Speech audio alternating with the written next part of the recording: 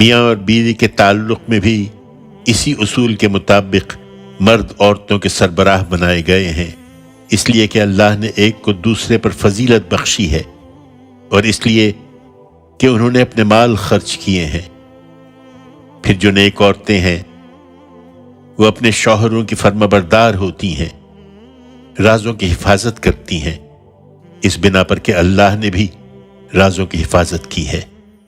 اور اسی اصول پر تم کو حق دیا گیا ہے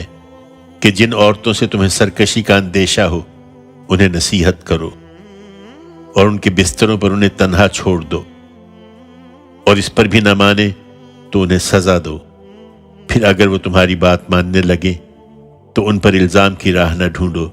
بے شک اللہ بہت بلند ہے، وہ بہت بڑا ہے۔ اور اگر اس کے بعد بھی صورتحال بہتر نہ ہو اور تم لوگ میاں اور بیوی کے درمیان افتراق کا اندیشہ محسوس کرو تو ایک حکم مرد کے لوگوں میں سے اور ایک عورت کے لوگوں میں سے مقرر کر دو۔ اس سے توقع ہے کہ اگر میاں اور بیوی دونوں اصلاح چاہیں گے تو اللہ ان کے درمیان موافقت پیدا کر دے گا، بے شک اللہ علیم و خبیر ہے۔